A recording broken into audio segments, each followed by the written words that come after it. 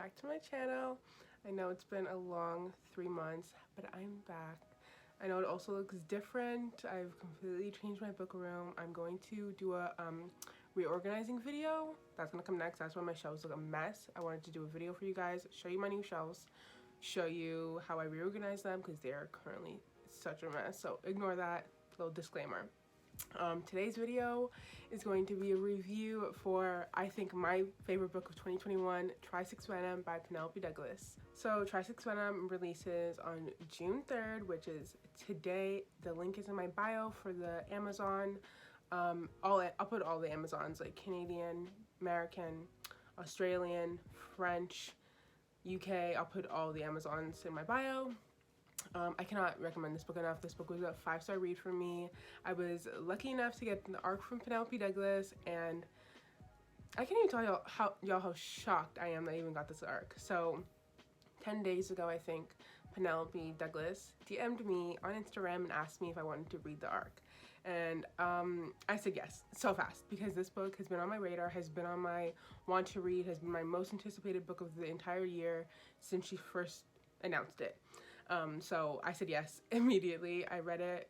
The arc arrived on May 28th. I read it that day and finished it on the 31st or 30th. It was amazing. It was literally amazing. So much more than I could have imagined what it would have been. I loved it so much. Let me tell you guys a little bit about the book before I go on and on about how much I loved it. So this book is about Clay Collins and Olivia Jagger. I hope I'm saying her name right. I think it's Jagger, but also I'm kind of like, is it Jaeger? Like Jaeger? I don't know. Like the J is pronounced as an H, but I'm just gonna say Jagger. If it's wrong, apologies. Olivia, I love you. But yeah, so it's about Clay and Olivia. Clay and Olivia are enemies. Enemies to the highest regard. These girls hate each other. At first, and I think a lot of people felt this way because my friends also agreed with me, they thought that Clay was going to be the one that got bullied and Olivia was going to be the bully. But no. Olivia, wait, should I say if there's spoilers? I don't think this is going to be a spoiler video. I don't think that's a spoiler. Fuck. Wait. Okay. Okay, so little warning, maybe spoilers. If you're sensitive to spoilers, watch this video after you read the books. If you're not sensitive to spoilers, then keep watching. I don't think I'm gonna have any like actual spoilers. I'm not gonna say any plot twists or anything like that. I'm just gonna be talking about the characters and about the story, but yeah. Okay, let's go. So I thought Clay was gonna be the one that gets bullied. No way. Clay is the bully. She is the ultimate bully. She is Regina George reincarnated. Like just, oh, I'm trying to think of the other bullies that I know in history that are just epic. She is like that.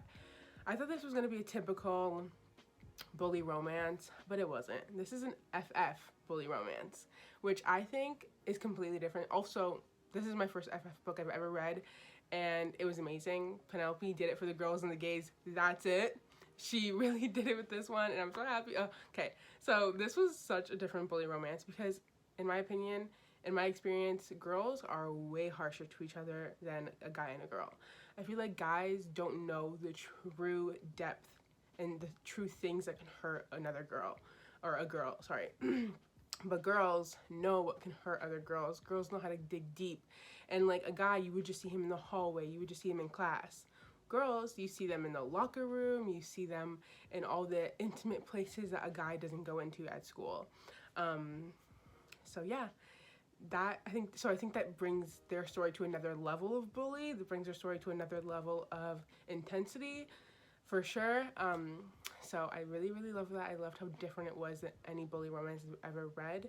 It was different, but very much the same. Like, it was like, yeah, it was different, but like also had the skeleton of a normal bully romance, but the skin and the skin and everything else the flesh was so much more. So when I first started this, I loved Olivia. I still love her. I loved her throughout the whole book, but I loved Olivia a lot. She was just the type of character I love, who's been down in the dirt, who's been treated like garbage, who's had a really rough hand at life, but she turns that rough hand into or she's trying to turn that rough hand into something more, something better for herself. And I really, really love that. She was just, but she wasn't like down about herself. She wasn't like, my life's hard. She was like, yeah, life fucking sucks, but I'm gonna get on with it. And I really love that. And she was funny, and she was smart, and she was cunning, and she, like, Clay bullied her ass, but she didn't just let her get away with it. She had some stuff to say. And I love that. I feel like their banter was 10 out of 10. The way these two just went back and forth, I loved it so much. I was just like, oh! But I think for sure the reason I loved Olivia so much is because she's the girl that I would want to be. Clay is the girl that I related to so much. I can for sure say I was very much Clay vibes when I was in high school. She reminded me a lot of myself. So I guess that's why I was like, fuck, I don't really like her, because that's like how I was, and I hated myself. But towards the end, well, through the middle and then the end, I love Clay. Fell in love with her. Clay and Olivia, I think they have truly given all of my favorite couples a serious run for their money, because they're unlike any other couple. These two girls are just, they're just everything to me, and I love them so much. And I think you guys are gonna love them too. If you've never read an FF like I hadn't, it doesn't matter, honestly. It truly doesn't matter. If you believe that love is love, and that a story can be told from any person, it doesn't matter their gender, then you will love this, because this book was seriously, I'm not even kidding, I've read a lot of books this year, my best read of 2021. Penelope Douglas, she always blows it out of the water. I don't know why I'm ever shocked, but I'm always shocked when she blows it out of the water every single time. Another huge part of the story that I loved was Olivia's brothers. Army, Iron, Macon, I don't really know how to say his name. I Google translated it. Macon, Dallas, and if I can get them all, I'll really be impressed. Army, Iron, Dallas, Macon, and Tryst. I got them all. I loved them so much. They were such a great element to the story. I personally, I think a lot of people do love a family aspect to the books.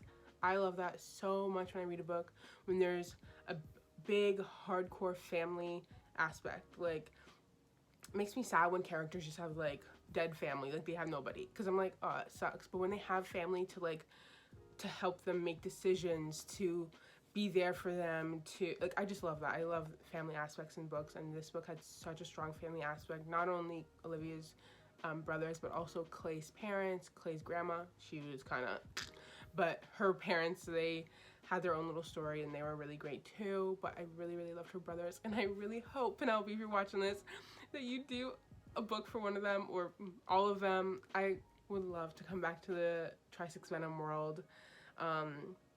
This world just completely, I'm so happy with this. I loved it so much. I actually went back and reread a lot of it when I finished it, because I just didn't want to end, genuinely. Like, the ending, the epilogue was absolutely perfect. I think it was such a true ending to Clay and Olivia's story, and I loved it so much. Also, what I really loved is how Penelope tied in the play that Olivia's working on in the story of Romeo and Juliet. And, like, I really love when a character finds themselves within something that they're working on in the story. I hope that makes sense. Because she really does that towards the end, when she's working on this play and acting in this play. She finds something out that she has been kind of searching for this whole book. And I really love that. I loved that aspect, the whole Romeo and Juliet subtle tie-in. One of the other huge things that I loved in this book was how nor Clay nor Olivia had a part. None of them were like the masculine one. None of them was like the feminine one. They were both themselves, and they were both just, there was no string attached. Every time, like, Clay would be like, Olivia would be like, I'm the one in charge, like, blah blah blah, you know, Clay would flip it and be like, no, I'm the one in charge. Like, they were always constantly switching and just being themselves. And I really love that, because I feel like, to me, I would think in a gay story that someone, or a FF story, or a sapphic book, that an author or somebody would try to make one of them have a certain role. And I really enjoyed that there was no role. I really like that, because I feel like that's really real. Another thing I absolutely loved about the story was the location. It's based in Florida. I've been to Florida for Disney World once. It was pretty nice there, but I really like the whole like the swamp, and then like crossing the tracks, and then it's like this very like picturesque town, and you cross the tracks and it's like this like swamp with this lighthouse and like kind of dingy area. I really like the visualization of that, and it very much reminded me of Veronica Mars. I don't know if anyone has watched Veronica Mars, but it really reminded me of that. That's kind of how I was picturing the location. Is Veronica Mars even set in Florida? I don't know, but I absolutely loved the location. I think it was very different, and I really like the visualization of it. I also loved how it was set in a Catholic private school. I went to Catholic school my whole life. I very much resonated with the uniforms, with how it is there, with the priests and all that stuff. Like I very much resonated with that. I felt very close to the story with that too. I really loved it, and I also love that they were on the same lacrosse team. I think that was really cool because again, a guy and a girl can be on the same team in a book. He would either be like the coach or something, and she would be the player, but they were on the same team, and I loved that. I really loved that. I feel like that brought a different aspect because you have to work together on a team, but when you hate each other, it's really difficult. And they for sure showed that it can be extremely difficult. One of the other things I really loved about this book was it wasn't just like bully. We also got to see them try to figure out their relationship because Clay's in the closet. I don't think that's a spoiler, but I guess someone could have, yeah, of course one of them is in the closet, okay? Clay's in the closet, so we get to kind of see them maneuver their relationship, kind of have a little secret affair. There was a few scenes I for sure teared up in, a few scenes I related to, a few scenes that were just plain sad. But this story has a lot of layers, and I absolutely loved it. So, lastly, I want to say the steam in this book, because I know everybody loves when people talk about the spicy parts and the steamy parts, and the steam in this book was 10 out of 10. Penelope Douglas, my friends and I talk about this often. Penelope Douglas has a certain way of writing steam, spice, smut, whatever you want to call it. She has a certain way of building it so well, and you kind of feel like you're in the scene, I won't lie. I kind of feel like you're in it and you're like, so she just does it so well, and I absolutely loved it. It was very authentic. It was very real. I really liked it, and it gave me butterflies everywhere. I really loved it. I think Penelope Douglas does steam perfectly. She did perfect FF steam, sapphic steam, whatever you want to call it. Yeah, I really loved it. This book served so many amazing tropes that I absolutely love. Let me tell you guys some of the tropes. So we got bully, we got enemies to lovers, we got girl obsessed, we got rich girl, we got poor girl, we got there's only one bed, we got teammates. So many good tropes this book served, and I absolutely loved them all. Yeah, if you love Penelope Douglas, read this book. If you love women, read this book. Many times in this book, I will say, I was that meme where the girl's typing and she's saying, like, I hate men. That was me many times in this book, because some of the men in this book pissed me the fuck off.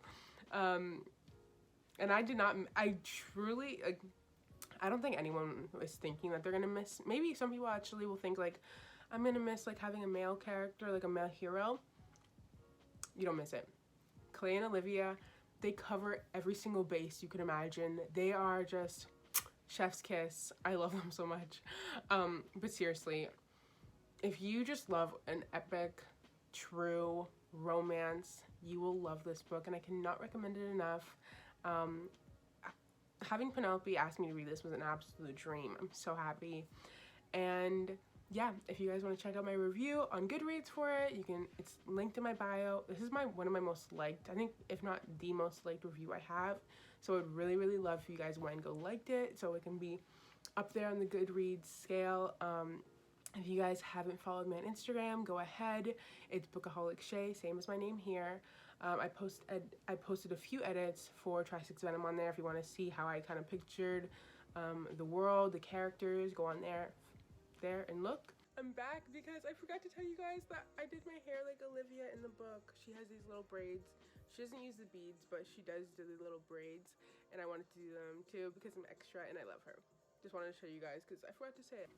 I will be back to do my reorganization video. I'm going to film it right after this one, and I have a few more trope videos. I've written down a lot of things. I know I've been gone for a long time, but I am officially back. I am back. No joke. I really want to be back, and I really want to focus more on my YouTube, so you guys will be seeing way more of my face. So many of you guys have DM'd me on Instagram saying that you love my YouTube, and no joke, it actually blows my mind because I'm like, that can't be true, because like, I don't know, in my head I just think nobody watches this, but I know you guys are out there watching. So thank you so much for watching. Thank you so much for DMing me, reassuring me that you exist. But I will be back. If you also want to follow me on TikTok, I post a lot of videos on there, Bookaholic Shay.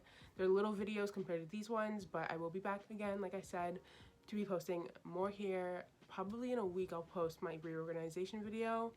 And yeah, let me know what you guys want to see at the bottom in the comments. Let me know if you read this, and let me know if you're gonna read this. If you read it, please message me. Please comment. I want to hear your thoughts. If you haven't read it, what are you doing?